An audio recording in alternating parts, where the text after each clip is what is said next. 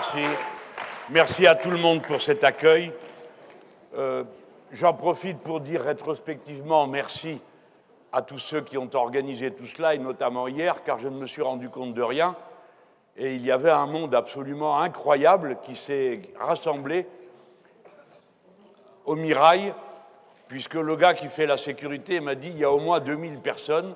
Il y avait la queue jusqu'au métro et tout le monde n'a pas pu rentrer, j'en suis désolé pour ceux qui ont dû rester dehors. Et évidemment, aujourd'hui à nouveau je suis impressionné parce que si hier je ne pouvais pas me rendre compte, aujourd'hui si je participe aux rencontres des quartiers populaires depuis qu'elles ont commencé en 2018 à l'initiative d'Éric et de son équipe, et nous étions à Épinay, à une époque où, comment vous dire les choses, nous comprenions, nous sentions, nous devinions, et puis quelques-uns d'entre nous avaient une vie qui les rapprochait des situations des quartiers populaires. Pour ma part, j'ai passé toute ma jeunesse en quartier populaire.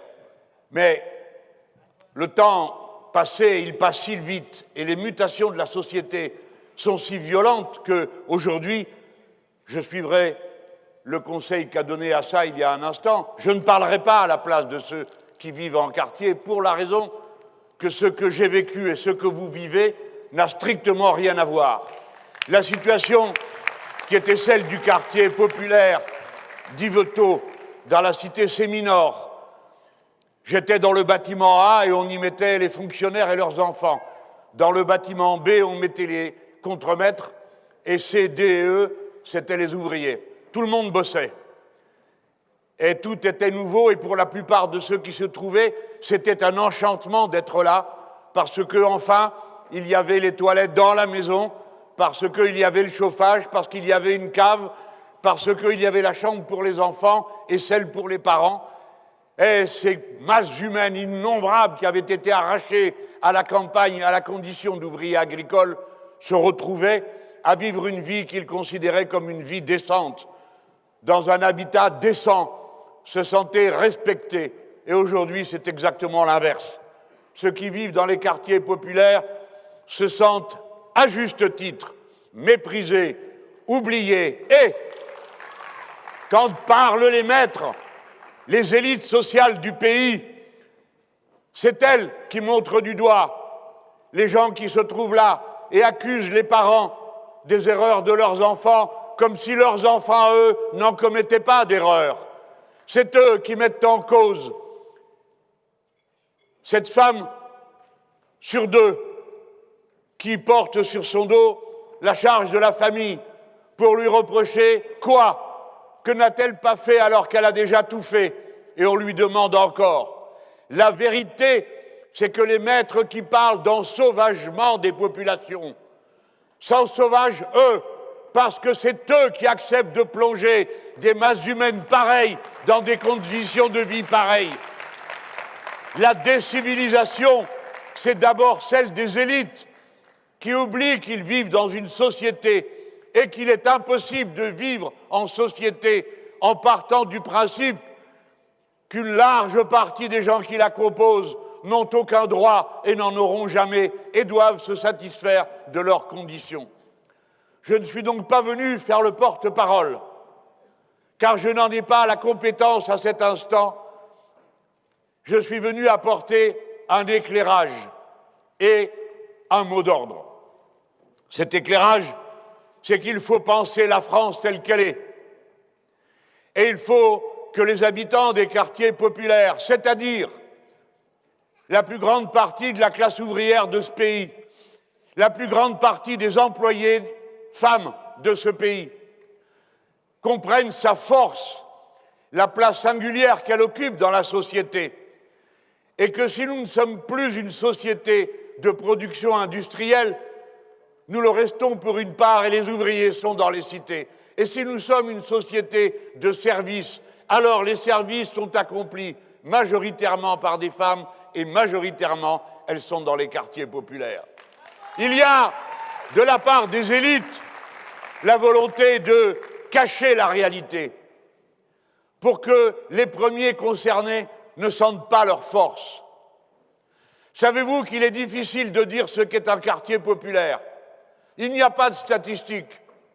Il y a des statistiques sur les quartiers prioritaires de la ville.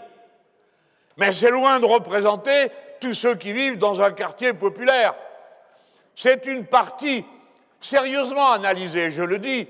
L'INSEE a fait un bon travail par petits carreaux de, je crois, 100 mètres. Et donc, dans ces carreaux, elle a identifié les endroits où les gens étaient uniquement, d'après un critère, le niveau de leurs revenus. Mais comme il y a 5 200 000 personnes de cette manière, et que nous savons qu'il y a 11 millions de pauvres dans le pays, nous ne croyons pas que la majorité des pauvres soit ailleurs que dans les quartiers populaires, en général, et pas seulement dans les quartiers prioritaires de la ville. J'espère que tout le monde suit mon explication. Il y a une difficulté à délimiter les populations pour avoir une idée de quoi nous parlons. En toute hypothèse, nous parlons de millions de gens. C'est pourquoi, souvent, je ne vous cache pas une certaine amertume quand on me surprend avec une caméra dans une manifestation et que m'adressant à une jeune fille qui m'interrogeait en me disant « Monsieur Mélenchon, que faut-il faire pour qu'on gagne ?» Et je lui dis « Les quartiers populaires et la jeunesse, c'est là qu'il faut mettre tout le monde en mouvement parce que c'est là qu'il y a le plus d'abstention et c'est là qu'il y a le plus de raisons de se battre. » Et j'ajoute, parce que j'ai une jeune fille devant moi, je dis le reste on oublie. Aussitôt, ah, Mélenchon a dit le reste on oublie. Vite, il court voir le reste. Qui ça peut bien être le reste pour qu'on aille leur faire dire du mal de Mélenchon? Ah, c'est la ruralité. Ah, voici le nouveau héros de l'histoire. D'abord, que voulez-vous que je dise à une jeune fille de 14 ans? Prends ta mobilette et va dans la ruralité convaincre les fascistes de voter à gauche? Qui pourrait me prendre au sérieux? Et vous autres qui êtes parents ici, vous diriez qui est ce type qui donne des consignes pareilles à ma gamine? J'ai répondu comme doit répondre un adulte à un jeune qui vient à sa rencontre et qui lui demande comment se rendre utile. J'ai répondu voilà comment tu peux te rendre utile. Convainc ton frère, ta sœur, aide tes parents, fais-les s'inscrire sur les listes électorales.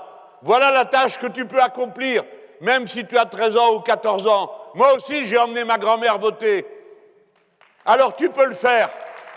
Vous pouvez tous le faire. C'est votre devoir. Et vous aurez beaucoup d'influence parce que vos grands-parents et vos parents vous aiment et vous écoutent et ils sont contents de parler avec leurs jeunes. Ils sont contents d'être au contact du monde nouveau que vous représentez. Et ils souhaitent que vous y réussissiez, que vous épanouissiez une vie d'homme et de femme accomplie. C'est pourquoi ils vous écouteront. Et puis vous savez comme moi, puisque nous avons eu une vie assez semblable. Ma grand-mère savait lire et écrire. Elle venait de Staweli, à côté d'Alger. Mais nous n'avons colonisé personne. Nous faisions partie de ces cohortes énormes de gens qu'on a été ramassés partout, où on crevait de misère. Et on leur a dit, allez là-bas, c'est formidable, il y a du boulot, vous allez devenir les rois du pétrole. Et il n'y avait rien. Et les pauvres, ils sont morts aussi pauvres qu'ils étaient nés. Et donc, la culture y était moins répandue et la condition des femmes faisait qu'elles n'étaient pas prioritaires pour l'éducation. Elle savait, mais elle écoutait son petit-fils, puisque moi, j'étais le premier bachelier de ma famille, c'est-à-dire quelque chose comme un équivalent d'Einstein aux yeux du reste de la famille. Vous connaissez tous ça, vous autres, les plus jeunes, qui avaient bac plus 1, bac plus 2, bac plus 3, bac plus 4, bac plus 5, parce que dans les quartiers populaires se trouvent les seules catégories ascendantes de ce pays. C'est dans les quartiers populaires que se trouvent les jeunes gens qui ont réussi à l'école et dont la vie sera considérablement plus meilleure que celle de leurs parents. Tandis que dans nos catégories à nous, c'est l'inverse qui se produit. Ceux qui ont avancé en âge, dorénavant qui avaient réussi leur vie, ne voient plus d'avenir, ont du mal à payer les charges de la copropriété. Et eux qui ont passé toute une vie à avoir un demain meilleur que la veille, se trouvent maintenant à avoir un demain qui est pire que la veille. Et ça change tout. Voilà pourquoi ce peuple, tout d'un coup, se met à douter de son futur au point qu'il ne fait plus d'enfants, et qu'alors qu'en 2000, nous étions encore le seul peuple d'Europe qui dépassait la limite de la reproduction de la société à plus de 2 enfants, maintenant nous sommes à 1,6. Maladie terrible de la peur du futur, de l'angoisse pour les siens, qui frappe à présent dans les choses, les sentiments, les aptitudes les plus intimes et les plus naturelles d'un être humain, celles qui pendant des millénaires ont organisé la vie des gens. Se préoccuper des plus jeunes, mais ils sont de moins en moins nombreux et de plus en plus maltraités, même quand ils réussissent à l'école. Se préoccuper des plus anciens, et ils sont de plus en plus nombreux et de plus en plus maltraités et de plus en plus seuls, puisqu'un sur 4 vit dans la solitude quasi absolue. Telle est la société que nous léguons à ceux qui nous suivent de la jeune génération. Une société cruelle, indifférente à l'autre, précipitée dans la marchandisation de tout, de la naissance, de la mort, de la santé, de l'éducation. Tout est transformé en marchandise, alors que tout cela était comme des propriétés de l'existence elle-même. Savez-vous à quoi on voit le début de la civilisation? On l'a demandé une fois à une ethnologue. On lui a dit, à votre avis, quand est-ce que ça commence, la civilisation? Est-ce que c'est quand il y a des pots en céramique? Ou bien est-ce que c'est quand il y a des haches en bronze? Et elle a répondu non. C'est quand on a retrouvé le premier squelette d'une vieille dame qui avait eu une jambe brisée et sa jambe s'était ressoudée. Cela signifie que les autres s'étaient occupés d'elle pendant la période où elle avait la jambe cassée, l'ont portée sur leur dos, l'ont nourrie, l'ont soignée, jusqu'à ce qu'elle guérisse et qu'elle reprenne sa place dans la société, la place fondamentale qui était celle des grands-mères. C'est donc bien l'aptitude à l'entraide qui définit l'humanité, et non pas la transformation de tout en marchandises pour accumuler. Je viens apporter un message. J'ai réfléchi à tout ça avec toutes nos équipes. Alors, on était là, d'une marche à l'autre, d'une rencontre des quartiers à l'autre. Nous ne voulons plus des discriminations sociales. Nous ne voulons plus du racisme. Nous ne voulons plus d'eux. Nous ne voulons plus d'eux. Mais enfin, il s'agit pour nous de dépasser cette situation. Nous ne sommes pas seulement ceux qui ne veulent plus d'eux. Nous voulons de quelque chose. D'abord de la reconnaissance de la réalité. La réalité, c'est qu'il y a une nouvelle France et que cette nouvelle France, c'est la nôtre. La ruralité qu'on nous jette à la figure n'existe pas. Elle n'est plus peuplée de paysans comme autrefois. Il n'y a plus que 2% de la population du pays qui est paysanne.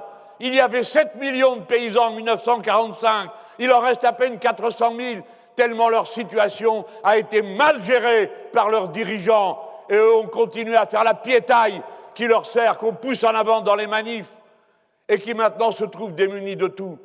La nouvelle ruralité n'est pas non plus composée de ce rêve fou de Français de souche qui seraient là, restés comme sur une île. Ce n'est pas vrai.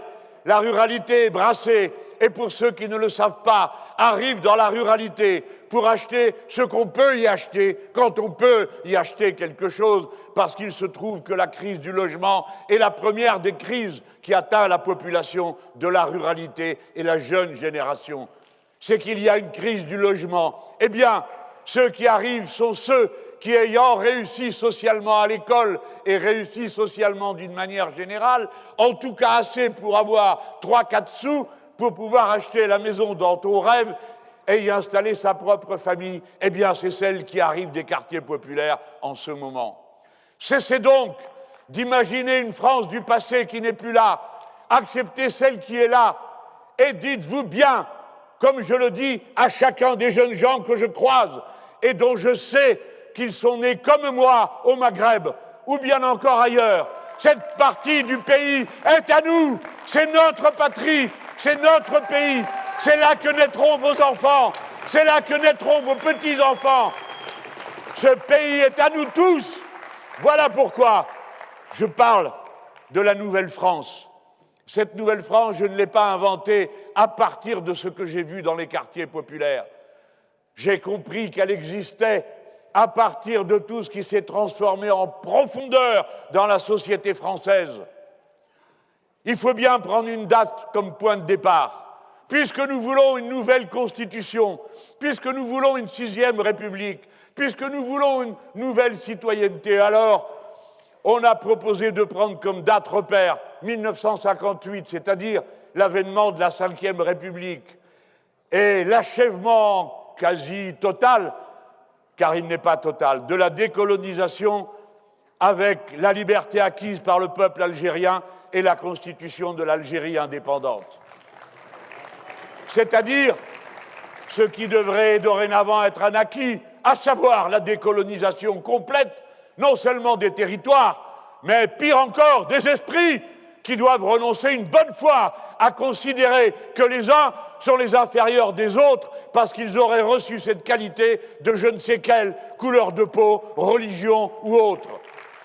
La France, c'est celle de la République, ou bien ce n'est rien.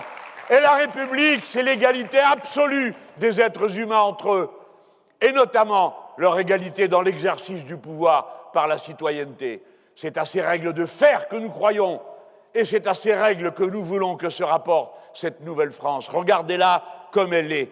55% du pays vivait en ville en 1958. Mais déjà, c'était beaucoup, car 80% de la population mondiale vivait à la campagne, étaient des paysans. En 2025, c'est 80% de la population qui vit en ville. Et dans le monde, depuis 2008, il y a plus de gens en ville qu'à la campagne. Vous autres, les jeunes, ça vous paraît évident.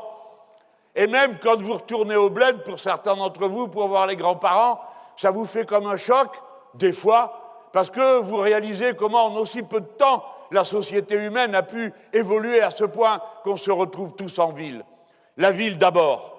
Ensuite, comme résultat de cette urbanisation, eh bien, regardez une chose.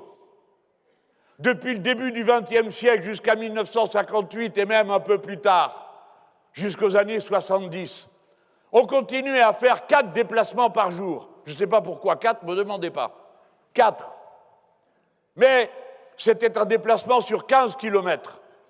Aujourd'hui, on fait encore 4 déplacements par jour, mais on fait 45 kilomètres. Ce qui veut dire qu'une des activités essentielles des personnes consiste à se déplacer, ce qui est un fait absolument nouveau dans l'histoire. Et par conséquent, toutes les questions liées à la mobilité, à l'accès à la mobilité, à l'accès à pouvoir rester quelque part et à l'endroit où on se trouve, bénéficier d'un certain nombre de services est posée. Surtout si on veut réduire le transport carboné, surtout si on veut que cesse la pollution qui résulte du transport. Regardez cette France en 1958, un Français sur 10 avait un ancêtre étranger. Aujourd'hui, c'est 1 sur 4. 1 sur 4. Ça veut dire que si on demande dans cette salle qui est-ce qui a un grand-père étranger, levez la main, s'il vous plaît, qu'on le voit. Regardez-vous. Ça s'appelle quoi ici? Réunion des quartiers populaires. Tout le monde a compris? Voilà. Est-ce que nous sommes moins français que les autres? Non. Ce pays est à nous, parce que nos anciens l'ont voulu. Ils ont choisi, ils ont supporté toutes les misères pour que nous puissions nous approprier ce pays. Ne vous laissez pas repousser. Ne vous laissez pas dire que vous êtes là par hasard ou par effraction, car vous mépriseriez le sacrifice de vos anciens. Vos anciens ne s'occupaient que d'une chose, de votre bonheur, qu'ils projetaient et qu'ils pensaient avoir accompli par leur sacrifice. Ne leur jetez pas à la figure que vous ne voulez pas de ce sacrifice, que vous ne voulez pas de cette misère qu'ils ont supportée, pour que vous viviez mieux et pour qu'à votre tour, vous puissiez décider, comme toutes les générations auparavant, que vos enfants vivront mieux que vous. Voilà, ce pays, il y avait 5 à 10% de gens qui parlaient une langue étrangère en 1958. Aujourd'hui, vous êtes 30 à 40% des Français qui parlaient une langue étrangère. Ce pays est devenu profondément bilingue, ce qui signifie que tous vous intégrez dans vos recettes de cuisine, dans vos poésies, dans votre musique, dans votre manière de parler aux autres et de vous représenter le futur, des cultures que vous portez avec d'autres langues, car les langues sont des moyens d'échange et la migration humaine a toujours existé et elle a toujours été un facteur de progrès. Oui, j'ai dit de progrès, à cause du mélange, à cause de la créolisation. Si l'humanité est une et indivisible, parce que nous sommes semblables par nos besoins. Alors quand nous nous rencontrons, même si nous ne parlons pas la même langue, nous nous disons des choses, nous échangeons, nous nous montrons des recettes de cuisine ou des chansons ou des instruments de musique ou des instruments pour travailler. Si bien que l'humanité diverse et répartie en petits groupes depuis la nuit des temps, à mesure qu'elle est plus nombreuse, qu'elle migre davantage, se créolise. La créolisation, c'est un mot qui nous vient des Antilles pour rappeler ce que fut la souffrance terrifiante des esclaves, réduits à l'état de choses, et qui, parce qu'ils ont inventé une langue en commun, sont revenus dans l'humanité, c'est-à-dire dans la capacité d'échanger et de ne pas être simplement un objet de production. La créolisation a sauvé le caractère humain des esclaves et a marginalisé les maîtres qui, eux, n'étaient pas créolisés et ne comprenaient pas ce qui se disait. Si bien que les maîtres, déjà, ont été chassés de l'humanité commune parce qu'ils ne voulaient pas comprendre ni traiter les gens comme des êtres humains. Et c'est eux qui ont été minoritaires.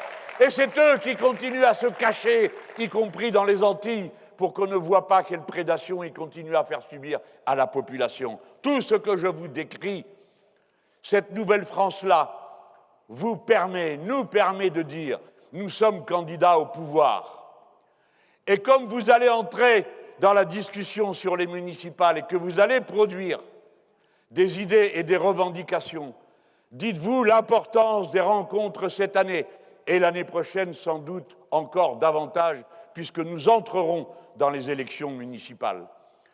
Nous allons reprendre le pouvoir par là où il s'est constitué, car le peuple français, héritier des traditions de l'Empire romain, ne s'est pas constitué sur le droit du sang, ni sur les charmantes culottes en peau sur lesquelles on se tape les cuisses en yodelant. Les Français, c'était des Provençaux, c'était des Basques, c'était des Normands, des Bretons, des Parisis, que sais-je. Il y a 200, 300, 400 tribus gauloises, et au milieu de tout ça, des Romains partout. Si bien que la France, celle des libertés, ça a d'abord été les villes et la citoyenneté. Et nous sommes les partisans du droit du sol. Il y avait même une règle qui disait « Qui touche la terre de France est libre ».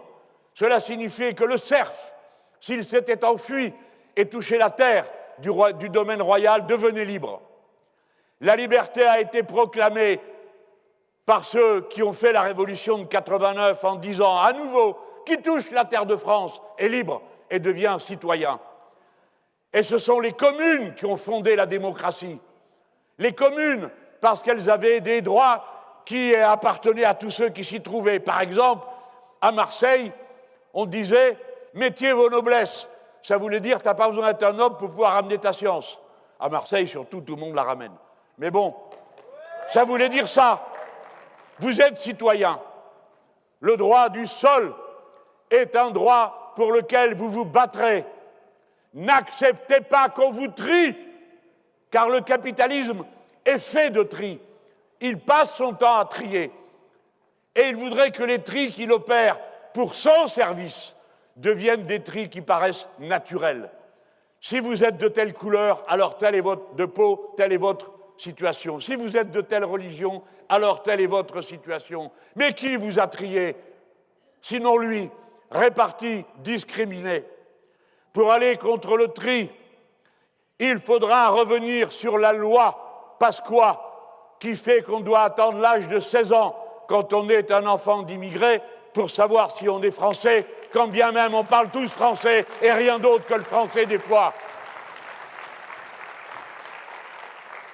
Bien sûr, des fois, ça nous confronte à des difficultés terrifiantes, c'est le cas à Mayotte. Mais est-ce que vous croyez que changer les papiers d'identité d'une seule personne va changer quoi que ce soit à la situation de Mayotte? Pourquoi aller partout en criant « Ah, Mayotte, le problème, c'est qu'on y vient pour devenir français. Il faut avoir 16 ans, à Mayotte comme ailleurs, pour pouvoir demander à être français. Qu'est-ce que ça change? Qu'est-ce que ça va changer aux conditions du cyclone? Si on réduit et qu'on passe de 16 ans à 18 ans, ça va faire repousser les maisons, ça va ouvrir des écoles de plus, ça va soigner les gens? Bien sûr que non. Le racisme et la haine de l'étranger est un prétexte qui permet aux puissants de se cacher et de ne pas assumer la responsabilité de la situation dans laquelle ils ont mis les gens. Pourquoi, quand il y a un cyclone qui passe sur Cuba, il y a un mort? Et pourquoi, quand il passe sur Mayotte, tout est détruit? C'est bien qu'il y a sans doute une manière de vivre qui n'est pas la même et des priorités qui ne sont pas les mêmes. Évidemment, on en déduira que je suis un partisan de je ne sais quoi, du régime cubain, et que je propose de le faire à Paris, comme d'habitude, d'après les gens qui passent leur temps à découper mes propos en petits morceaux. Je vous ai parlé de la Nouvelle-France en vous donnant une image par rapport aux questions que nous connaissons le plus, qui est le sentiment, des fois, où on doute, sommes-nous français réellement, ou bien nous déteste-t-il au point qu'il nous faut être autre chose? Mais quoi? On se le demande, parce que, contrairement à ce qu'ils croient, nous ne savons pas quoi être d'autre. Et c'est maintenant qu'il faut faire notre bonheur et notre vie, et non pas après-demain. Mais cette nouvelle France, elle concerne absolument tout le monde. Je vais donner 2 exemples. Le premier, ce sera la condition des femmes. Nous voyons tous dans les quartiers la place nouvelle qu'ont pris les femmes dans l'animation des associations, dans la conduite des affaires communes. Ce n'était pas le cas il y a une génération. Ça ne se présentait pas comme ça. C'est pourquoi ils savent ce qu'ils font quand ils montrent du doigt les mères isolées, en menaçant toute la fratrie de supprimer les allocations familiales quand un a fait une bêtise. Ce qui instaure une sorte de responsabilité collective qui n'existe nulle part ailleurs dans le droit français, parce que la responsabilité collective, c'est une logique de barbare qui commence par le tri des responsabilités et finit dans les génocides, si vous voyez ce que je veux dire. Je vous parle de la condition des femmes, que les plus jeunes d'entre vous, jeunes femmes, réalisent que je ne suis pas en train de parler du Moyen-Âge, mais de quelque chose qui concerne vos grands-mères. Écoutez bien, en 1958, une femme avait besoin de l'autorisation de son mari pour aller travailler et pour avoir un compte bancaire. Cela a été abrogé en 1965 seulement. Jusqu'à 1958, vous aviez la puissance paternelle dans la famille qui était reconnue comme telle. Il a fallu attendre 1970. Là, ça commence à être vos mères, ou vos grands-mères encore. 70, non, c'est plutôt vos mères. Enfin, on échouilla à cheval sur 2 générations. Eh bien, 70, autorité parentale conjointe. En 1958, la contraception était interdite, ce qui voulait dire que l'aptitude biologique des femmes à mettre au monde des enfants devenait un destin social à la faveur de circonstances qui parfois pouvaient relever du pur hasard, et en tout cas pas de la volonté délibérée. Et ensuite, il fallait faire sa vie dans ces conditions-là et donner de l'amour autant qu'on pouvait en donner. Il a fallu attendre 1971 pour que cela soit autorisé. En 1958, il n'y a aucune obligation d'égalité salariale entre les hommes et les femmes. Alors aujourd'hui, bien sûr, depuis 1972, cela est reconnu, mais vous savez comme moi que cela n'est pas appliqué. Et que les femmes travaillent gratuitement. Cette année, c'était à partir de la mi-novembre et jusqu'à la fin de l'année pour la société. Le divorce unilatéral en 1958, il a fallu attendre 1975 pour qu'il puisse y avoir le divorce par consentement mutuel à la demande de l'un ou de l'autre, alors qu'il n'y a pas de faute dans le couple. Le viol a été reconnu pour la première fois comme un crime en 1980. En 1958, le premier enfant venait à 24 ans. Aujourd'hui, c'est à 31 ans. Aujourd'hui, 68% des femmes travaillent. En 1958, 35% seulement. Alors, la Nouvelle-France, si elle a un visage, c'est le visage des femmes qui surgissent après deux générations de maturation de liberté fondamentale conquise par la lutte, car rien n'a jamais été donné autrement que comme résultat de la lutte. Vous êtes, jeunes femmes, les premières générations qui considéraient comme un fait naturel d'être traitées à l'égal des hommes, après des millénaires du contraire, et après une période extrêmement brève de construction d'une nouvelle personnalité.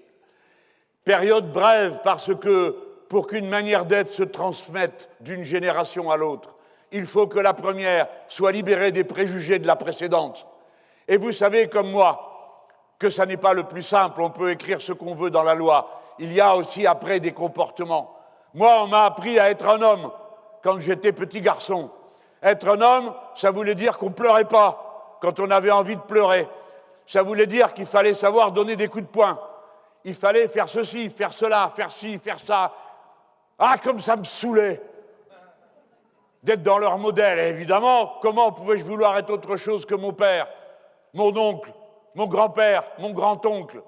Eh bien, puisque j'étais un homme, je faisais l'homme, je ne pleurais pas, même quand j'avais envie. Mais des fois, pour m'aider, on me donnait une baffe et on me disait, une baffe d'amour, je le précise. Mes parents étaient extraordinairement bienveillants avec leurs enfants. Et on me disait, maintenant, au moins, tu sais pourquoi tu pleures. Dites-moi, vous rigolez, mais il y en a combien, là, qui ont vécu ça aussi, non? Hein? Motus et bouche cousue, hein, les gars? Quant aux filles, n'en parlons pas. Tiens-toi tranquille, bouge pas. Et d'ailleurs, ça continue. Je vois comment sont mes petits-neveux et nièces et petits-enfants.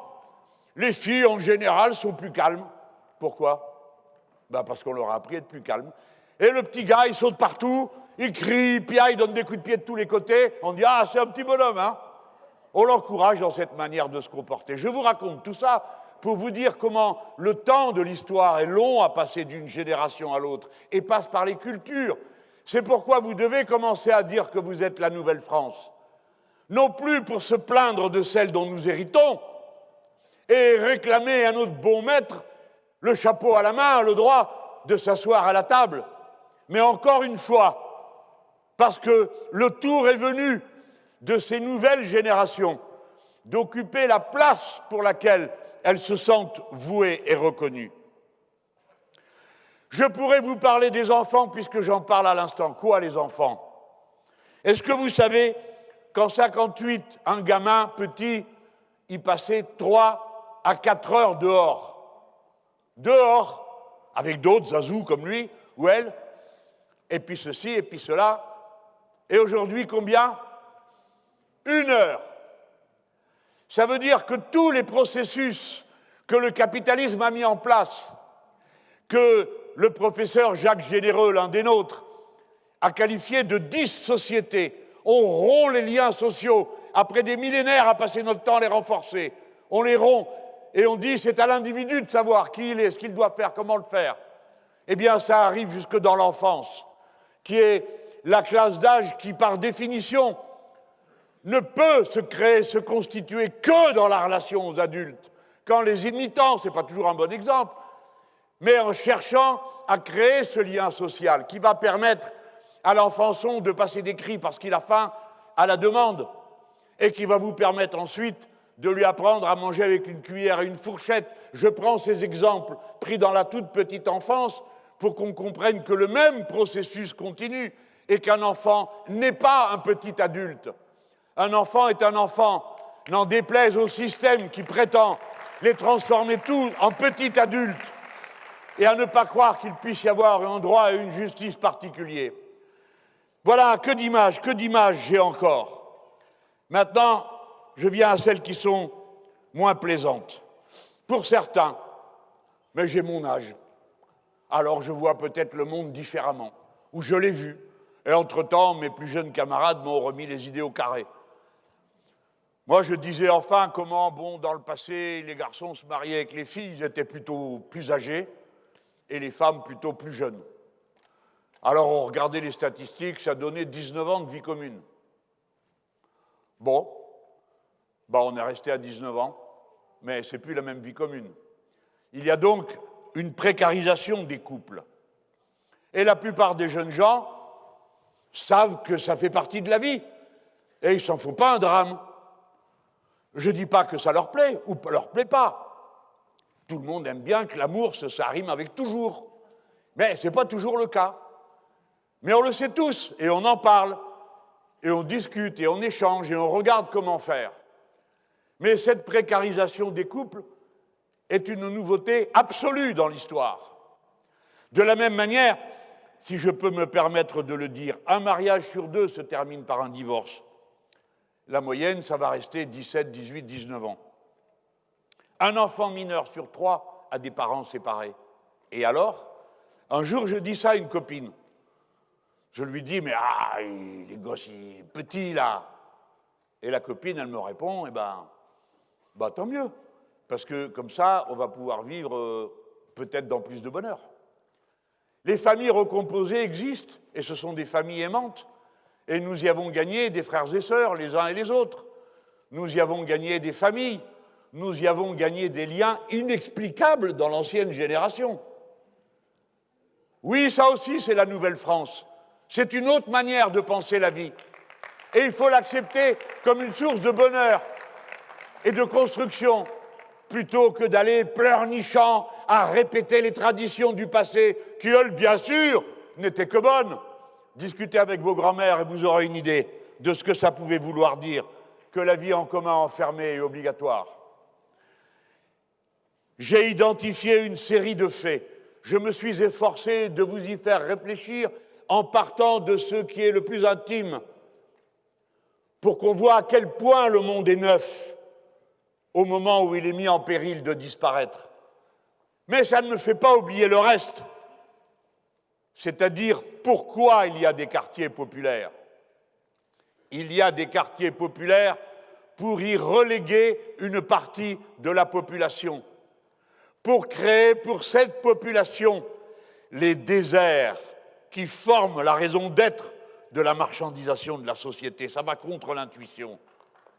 C'est parce qu'il n'y a pas d'endroit où on peut aller acheter qu'on est obligé d'aller à la grande surface. C'est parce qu'on ne peut pas se faire soigner qu'on est obligé d'aller courir à la première structure de soins, fût-ce une clinique privée. Le département de la Guyane, pour des raisons que vous pouvez imaginer, mais qu'on aurait pu dominer, est le moins bien desservi du réseau médical. La Guyane, c'est grand comme le Portugal. Quand vous regardez une carte, vous voyez un petit machin comme ça, vous croyez que c'est une île. Non, non, monsieur Macron, c'est pas une île. L'île de France non plus. C'est tout petit. Non, c'est grand comme le Portugal. Et là-dedans, il y a 400 000 personnes. Alors, il y a de la place, hein. Ça n'empêche pas qu'on excite le racisme aussi, hein. Il y a de la place. Il y a de quoi faire vivre des dizaines, des centaines de milliers de gens correctement, mais on trouve encore le moyen d'y injecter du racisme, de la méfiance. Parce qu'on n'est pas capable, quand on voit des gens, de dire « Allez au boulot, toi tu fais ci, toi tu fais là, on va faire ci, on va faire là », parce que c'est tellement grand et c'est un monde neuf. Bon, pourquoi je vous parle de la Guyane? Comme ça, vous rentrez dans votre tête que, bon, la Guyane, on comprend que ça ne soit pas si facile de trouver un hôpital et des médecins. Eh bien, figurez-vous que la situation de la Guyane, c'est celle de la Seine-Saint-Denis. Autrement dit, la Seine-Saint-Denis a la même difficulté pour accéder aux soins de santé qu'on en a en Guyane, pays grand comme le Portugal, dans lequel il n'y a que 400 000 personnes. Voilà les réalités physiques qui unissent le peuple français de la Nouvelle-France, car dans la ruralité aussi, c'est un désert médical. Dans la ruralité aussi, on a du mal à trouver des points d'approvisionnement en légumes frais, en nourriture fraîche, et il faut aller à la grande surface. Le peuple français est uni par ses conditions de vie et par ses luttes. C'est dans nos quartiers qu'il y a les plus terribles épidémies de diabète. Non pas parce que les gens aiment le sucre, bien sûr qu'ils aiment le sucre, tous les êtres humains aiment le sucre. Aimer le sucre a été un avantage pendant des générations. Ceux qui trouvaient du sucre avaient plus d'énergie à consommer. Et on ferait bien des fois de s'en rappeler, même quand on fait des discours, il faut manger un peu de sucre avant de commencer, sinon ça peut mal tourner. Mais ça a été un avantage positif. Ceux qui trouvaient du sucre Ceux qui avaient des ruches avaient un avantage. Aujourd'hui, l'avantage, mis au point par des millénaires d'évolution, s'est retourné en son contraire. Et voilà comment, ballot que vous êtes, vous vous retrouvez à manger 40 kilos de sucre par tête de pipe. Et si vous êtes nord-américain, c'est 60 kilos par an. Des quantités disproportionnées. Comment ça se fait? Eh bien, parce que vous avez été conditionné. Que vos enfants aiment le sucre plus que vous-même et plus que vos grands-parents. Et puis parce que la nourriture qu'on va vous vendre et qui est de moins bonne qualité, vous oublierez qu'elle est de moins bonne qualité parce qu'elle est pleine de sucre. Et elle se conservera plus longtemps parce qu'elle est pleine de sel. Le sel, le sucre, les deux déclenchent des maladies mortelles. Le diabète, les maladies cardiovasculaires, l'obésité. Et ce n'est pas parce que les gens mangent trop qu'ils sont trop lourds. C'est parce qu'ils mangent mal. Et s'ils mangent mal, c'est parce qu'ils ne peuvent pas manger mieux. La question des droits de l'espèce est dorénavant posée. Pas seulement les droits sociaux, pas seulement les droits intellectuels, les droits de l'espèce en tant qu'animal, car nous sommes des animaux, particuliers c'est vrai, mais des animaux. Nous avons droit à dormir dans le silence. Le silence est un droit de l'espèce. Pendant des millénaires, on a cherché l'endroit silencieux pour s'y réfugier. Nous avons le droit à la nuit, c'est-à-dire à l'obscurité, parce que nous sommes ainsi constitués, nous les êtres humains, que le cycle du jour et de la nuit harmonise toutes les horloges de notre corps. Et nous avons besoin de la nuit absolue pour la remise en ordre absolue de toutes nos horloges. Ce n'est donc pas un luxe que la nuit, c'est une nécessité. Et vous avez avec Picmal une de ces personnes qui comprennent les problèmes à temps et avant les autres, parce qu'il fait partie de ce groupe qui a commencé à travailler à l'Assemblée nationale pour qu'on ait une loi qui protège la nuit, qui protège le silence. On a le droit de dormir en sûreté, on a le droit de ne pas avoir trop chaud, de ne pas avoir trop froid. Si vous lisez les droits des animaux qui ont été revendiqués depuis une certaine charte de Copenhague, vous vous apercevrez que les 3/4 des droits qu'on demande à faire respecter pour les animaux ne le sont pas pour les êtres humains. Et alors, vous avez le droit en face de la société des maîtres et de leur domination de dire « nous y avons droit ». Pourquoi avez-vous installé notre quartier au bord de l'autoroute et pas le vôtre, si c'est si agréable à vivre? Pourquoi laissez-vous tout allumer dans nos quartiers, pas dans les vôtres?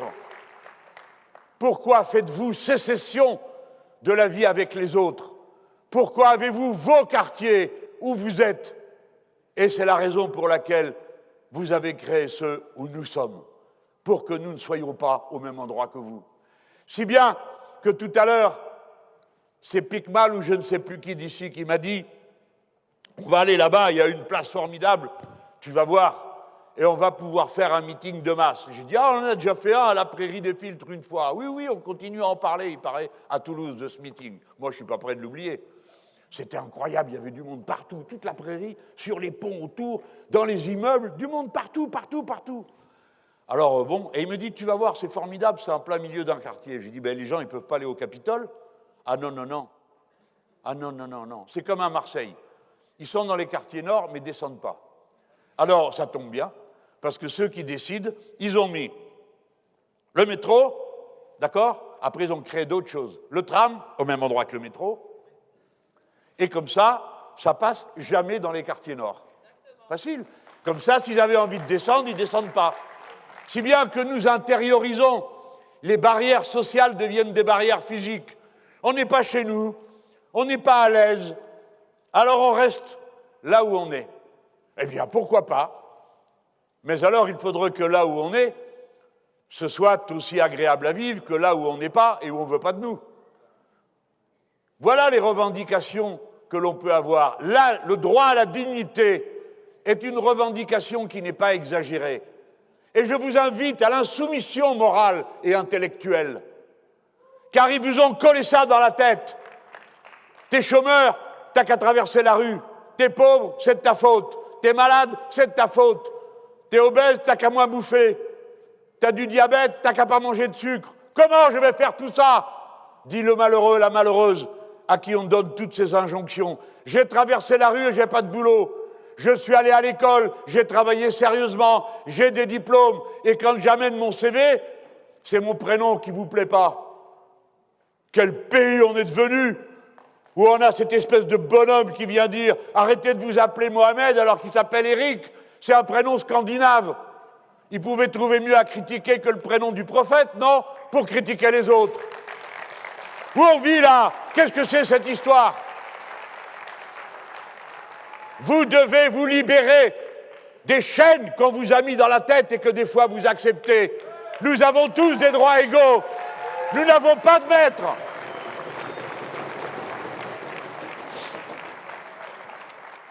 Eh bien tiens, je suis arrivé presque au bout. Il est temps.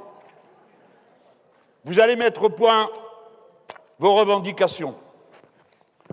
Pour ma part, je vous ai dit, ce n'est pas moi qui vais les mettre en mots. Mais ce que nous avons à faire, je vous l'ai dit, c'est la tâche de la conquête du pouvoir. La liberté la plus précieuse, c'est celle de celui ou de celle qui n'en a pas. Pourquoi? Parce que cette personne trace la limite de la liberté et que nous voulons qu'elle n'en ait pas. La dignité de même. C'est pourquoi les discriminés, les relégués doivent être les premiers dans le changement de civilisation que nous allons construire. Vous autres, les plus jeunes, c'est votre tâche. C'est-à-dire qu'il ne suffira pas de libérer la société des chaînes du colonialisme, des chaînes du racisme, des chaînes du capitalisme et de l'idée que tout le monde est concurrent avec tout le monde. Il va falloir inventer autre chose, une autre manière de vivre.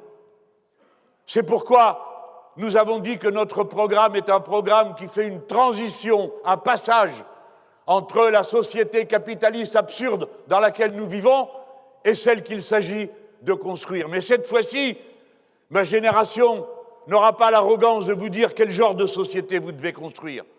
Peut-être de dire, regardons ce que nous avons en commun à cet instant, où nous sommes séparés par une vie entière.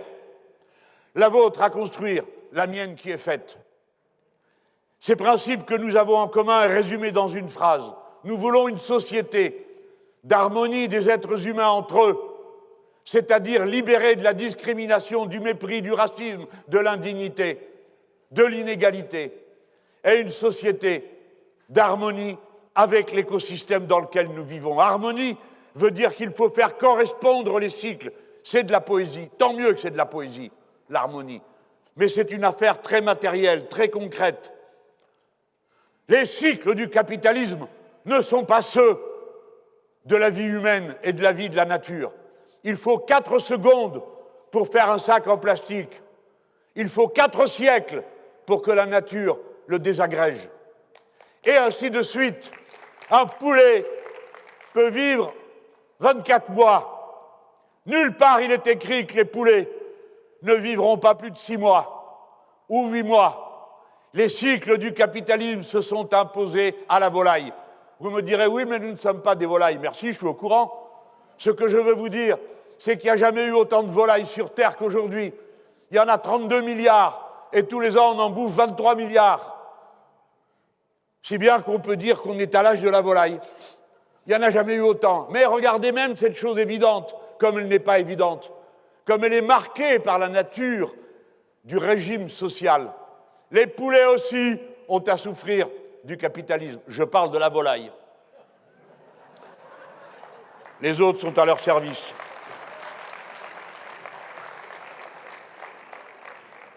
Nous sommes le nombre. 50% de ceux qui travaillent dans les quartiers sont des ouvriers.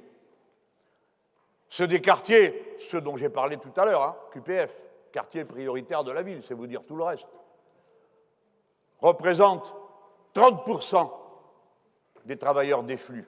Vous ne savez pas ce que sont les travailleurs des flux. Vous savez tous ce qu'est un paysan. Ça, c'est facile. Société paysanne. Il y a des paysans partout. Eh bien, nous sommes dans une société de réseau. Vous ne le savez pas. Ce qui constitue le peuple, c'est la condition sociale commune.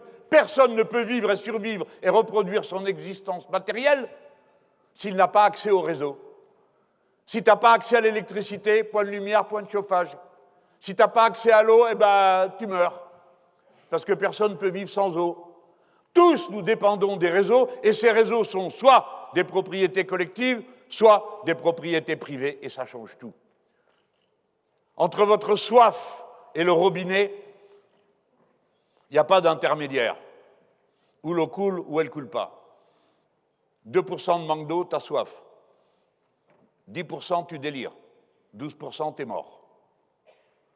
Voilà pourquoi la dépendance au réseau est une dépendance fondamentale de l'être humain du XXIe siècle.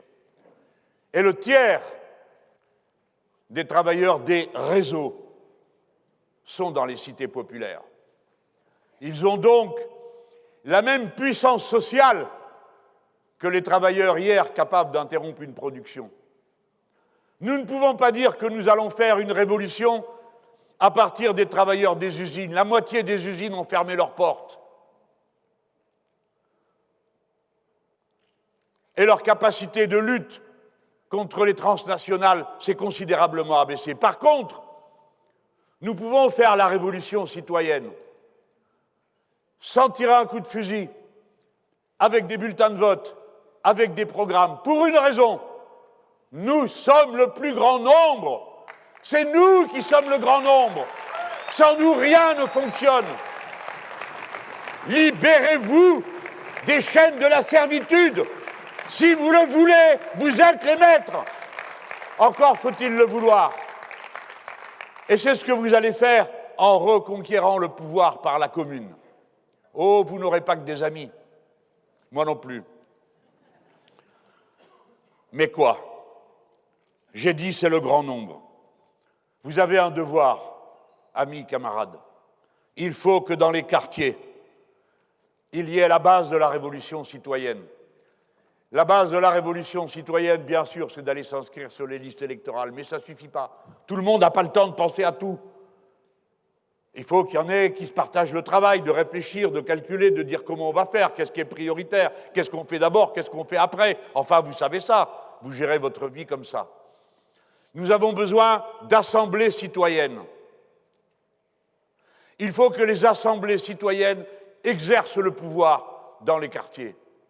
Ne vous occupez pas de savoir quel est le statut légal d'une telle assemblée. Normalement, dans la loi, il est prévu qu'il y ait des comités de quartier. La plupart du temps, il n'y en a pas. Ou bien, s'il y en a, ce n'est pas vraiment ce qu'on croyait.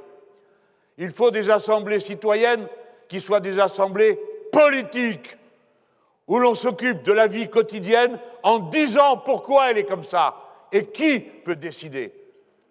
Il n'y a pas de limite sinon à la stupidité et à la corruption de ceux qui accablent les gens qui vivent dans les cités populaires. Quand je suis allé dans cette cité à Marseille, il y avait déjà 5 ans que coulait au robinet de l'eau sale. Vous m'entendez? De l'eau jaune. Vous ouvrez le robinet, il sort de l'eau jaune. Alors on y a été. Ça n'avançait pas vite. Après quelques distributions de rats dans les bureaux, ça avançait plus vite. Pour finir, on y a mis des produits et on a dit aux gens, écoutez bien, ça va être moins jaune.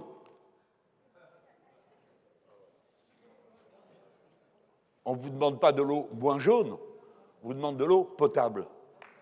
De l'eau potable, mes amis. Vous en avez déjà plus vraiment.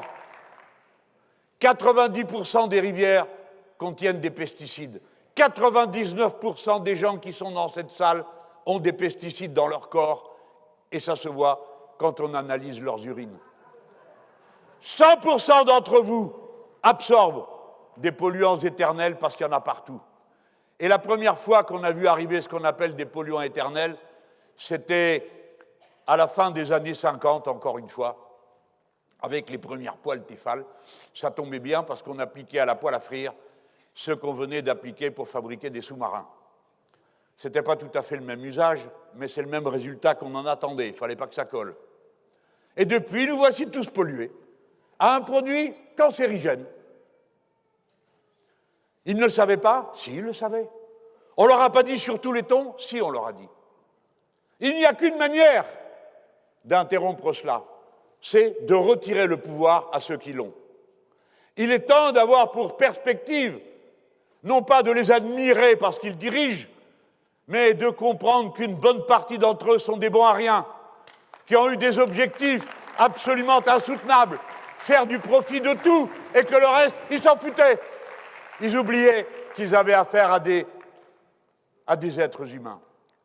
Donc, mon mot de conclusion, quel que soit le programme que vous allez établir à la fin de cette journée, faites des assemblées citoyennes. Ça prend du temps, ça demande de l'énergie, mais elle est bien placée. Parce que ceux qui auront commencé à venir discuter dans le quartier, je sais qu'il y a des associations dans le quartier, je sais que des fois, il y a le centre social, je sais ces choses-là, mais je vous parle de ce qui peut être mis dans la tête de tout le monde. Comment se fait-il que les insoumis fassent ici, là, dans combien d'endroits 70, 80% des suffrages exprimés.